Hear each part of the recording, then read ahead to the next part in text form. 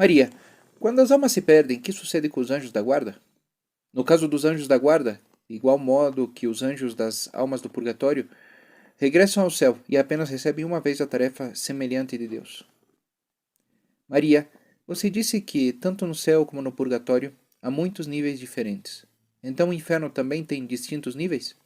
Sim, os tem. Possui um número infinito de níveis. O pior é o mais profundo.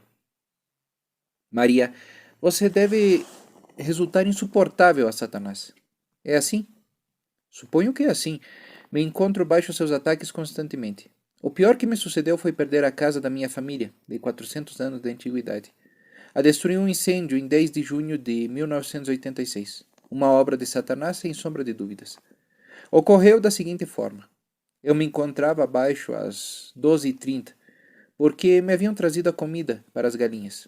Escutei passos no piso de cima e alguém que saltava. No momento em que cheguei já estava tudo em chamas. Os bombeiros simplesmente não puderam deter o fogo. As paredes não se consumiram, mas todo o demais desapareceu. Apenas uma habitação não se queimou. E ao entrar nela, vi que as melhores coisas que havia ali, toalhas e coisas desse tipo, haviam desaparecido também, roubadas. A polícia não viu a necessidade de tentar as recuperar, e as almas do purgatório me disseram que não me preocupasse, que tudo iria ser restituído. E exatamente isso é o que aconteceu. Meus parentes e amigos fizeram uma coleta depois do incêndio e construíram esta casa para mim. Tudo o que se encontra aqui me deram. A outra senhora na Itália, que também vê as almas, lhe passou exatamente o mesmo, com as mesmas perdas e as mesmas promessas e resultados. Apenas depois me dei conta de que me haviam advertido disso certas pessoas que me haviam dito que minha casa se queimaria. E por outro lado, uma alma também me havia predito que o incêndio não seria culpa minha. Mas creio que ainda não estava preparada para escutar isso e não havia levado a sério as advertências. Satanás está muito frustrado comigo. Durante um exorcismo, creio que foi em Frankfurt, o sacerdote que estava presente perguntou à voz que saía do homem possuído: também atacas a Maria Cima em Vorarlberg? A voz respondeu: não, porque quando o tento, perdo demasiadas almas. Maria, que mais lhe fez? Bom, o que sucede, Maria? Uma vez houve um plano sério para assassinar-me. Como, Maria? Poderia contar-me mais sobre o assunto?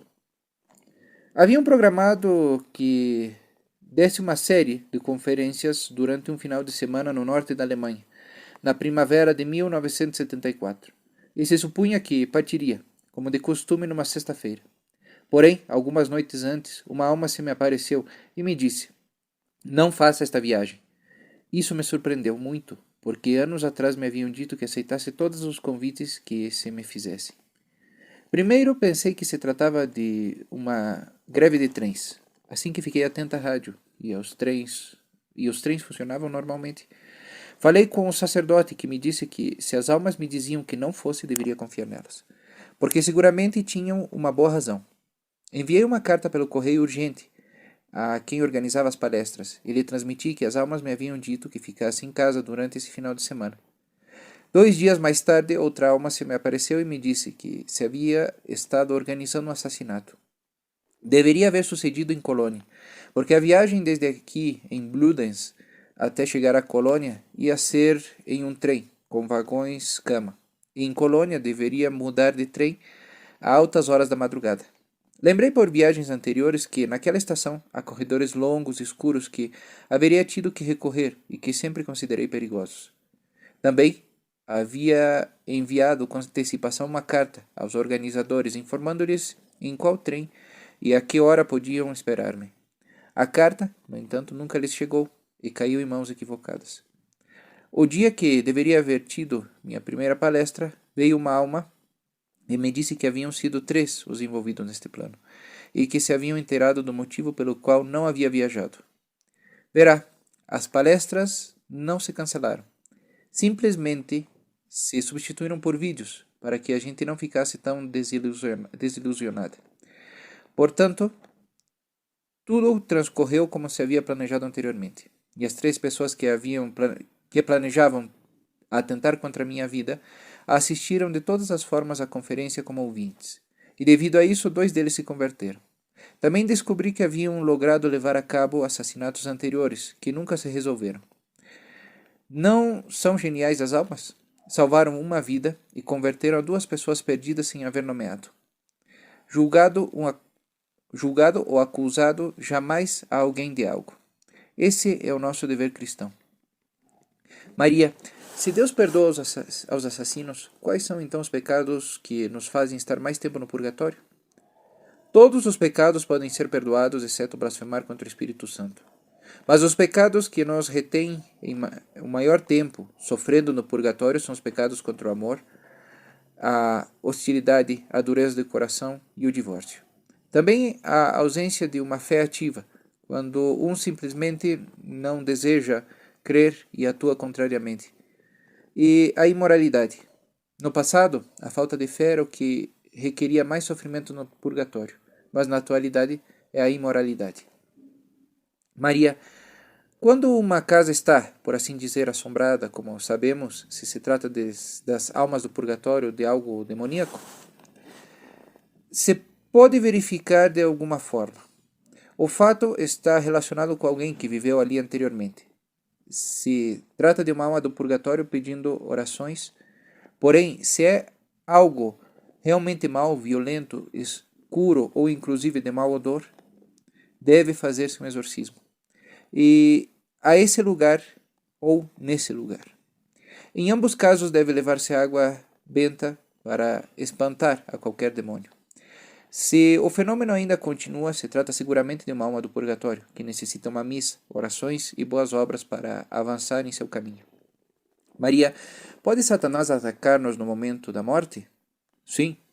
Em alguns casos o faz, mas também recebemos a graça para o resistir. Se um homem não deseja deixá-lo entrar, então Satanás não pode fazer nada. Maria, é então pecado a desesperança? Sim, pode o ser. Se alguém não tem esperança ou confiança em absoluto, verá, Deus sempre deseja dar-nos esperança, mas aceitá-la é nossa parte.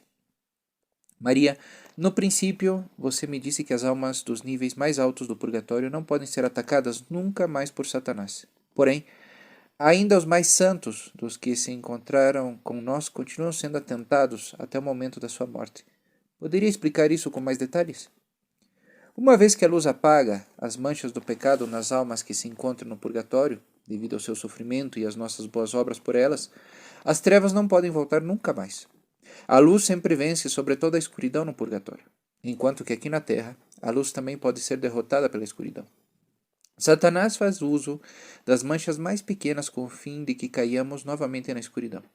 O tamanho das manchas está em relação com as graças que recebemos de Deus. E os santos, obviamente, receberam imensas graças. Maria, Satanás parece tão poderoso às vezes que há quem poderia perguntar-se que diferença há entre Satanás e Deus. Compreendo. Cada um de nós pode escolher em cada momento ser um representante de Satanás ou representante de Deus. Devemos chamar a alcançar a Deus em tudo o que fazemos. E podemos fazer muito para assegurar-nos de que Satanás não nos alcance. Deus conhece nossos pensamentos, Satanás não, exceto aqueles que ele mesmo pôs em nossas mentes. O diabo consegue muito do seu poder ao escutar nossas palavras e observar nossos atos. Logo, ataca aquelas debilidades que descobriu com base ao que escutou e observou. O silêncio sempre nos faz bem. Um dos desejos de Deus é que nos mantenhamos sempre conscientes da nossa condição de pecadores e, portanto, permanecemos humildes e em silêncio. E sucede que, quando nos damos conta da grandeza do silêncio, rapidamente começamos a escutar Deus. O silêncio, a sós com Deus, é uma excelente oração. Somente a confissão impede a Satanás o conhecimento dos nossos pecados. Se durante o exorcismo uma das pessoas presentes tem pecados não confessados, aquelas vozes geralmente o acusarão e o farão corretamente, para a vergonha de todos. Porém, se a pessoa se encontra em estado de graça, os demônios nunca poderão dizer nada. É correto dizer que somos nós quem damos direitos a Satanás. Deus é humilde, silencioso e bom. Satanás é orgulhoso, ruidoso e cruel. Temos que recordar sempre que fomos feitos à imagem de Deus. Por isso, consciente e constantemente, devemos lutar para sermos o que Ele quer que sejamos, junto a Ele. Uma das grandes mentiras da época na qual vivemos é que Satanás não existe. Inclusive, há sacerdotes que sustentam isso. E outros dizem que as possessões na Bíblia são apenas enfermidades do corpo ou da mente, hoje em dia reconhecidas. Então, se podem estudar, analisar, nomear e controlar esses sintomas e bingo. Já não são obra de Satanás? Que ingênuos, superficiais, estúpidos e arrogantes podem chegar a ser. Satanás se ri tontamente e novamente se enchem as camas dos hospitais. Levemos sacerdotes santos, laicos santos e espertos e observaremos simplesmente como se livram desses sintomas 1000 vezes estudados. Satanás ganha quando divide.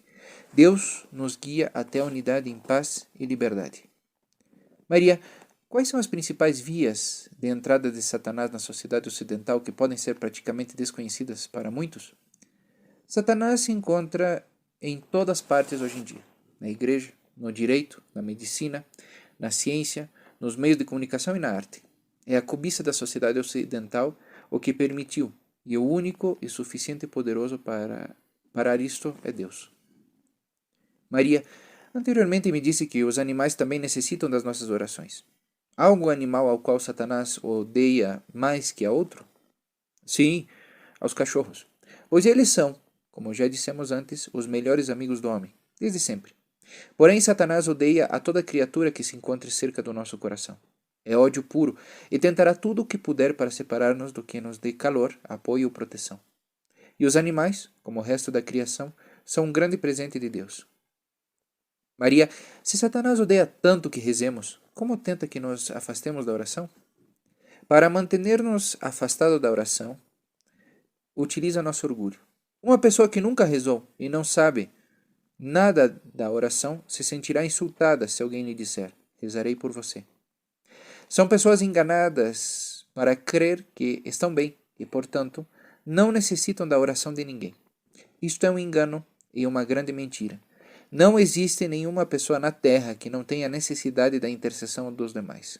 A oração os aproxima de Deus, inclusive sem que elas mesmas o saibam. O poder da oração é enorme, e rezar é o melhor gesto que podemos fazer por outra pessoa. Maria, estamos os dois cansados. Há algo que possa fazer por você, tendo em conta que vim em carro? Sim, eu também estou cansada. Seria bom sair fora, faz sol. Porém, não creio que necessito ajuda.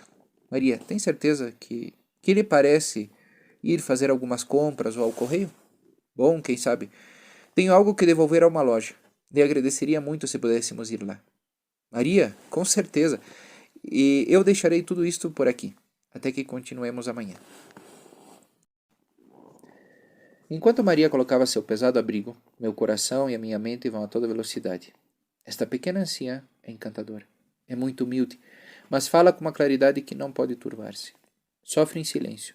No entanto, em seu interior sempre mantém a alegria e o bom humor. Agarra-me pelo braço e descemos os empinados escalões. Uma vez dentro do carro, Maria resulta tão pequena que apenas pode ver pelo vidro. Com o lenço ajustado ao redor da cabeça e com as mãos descansando pacificamente sobre seu colo, parece sentir-se cômoda e completamente em paz, apesar de que ainda sou totalmente estranho para ela. Vamos caminho abaixo. Passamos a igreja e continuamos descendo pela rua principal. A loja se encontra umas centenas de metros mais à frente. Enquanto caminhamos pelo parque, me sinto um pouco torpe, mas não posso resistir em observar todos os seus passos, caso fale com alguém a quem eu não possa ver. Aparentemente não é assim, ainda que tem muitos anos de prática para dissimular esse tipo de visitas, como fez com aquela religiosa. Caminhamos em silêncio. Com os lugarenhos da loja, seu dialeto particular de Wochenberger se acentua uma vez mais. Ninguém a trata de maneira especial. Portanto, se tem razão no que conta, então é que esta está com a cabeça no seu lugar.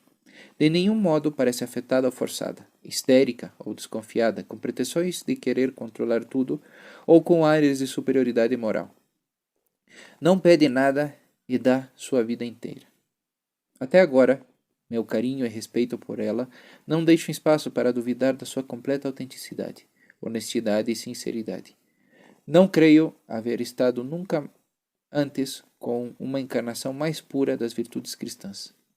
É tão carinhosa e de alguma maneira tão bondosa e inocente como uma criança, a qual gostaria realmente de sequestrá-la e levar-me-a para que veja todo o mundo. Ao sair da loja, me agradece por este pequeno gesto como se houvéssemos estado de férias e se vê realmente feliz de que me haja ocupado disso. A levo para sua casa e acordamos em ver-nos de novo na manhã seguinte. Saí do carro e quando se acerca à porta dá a volta e pela segunda vez diz em voz alta: graças a Deus e até amanhã.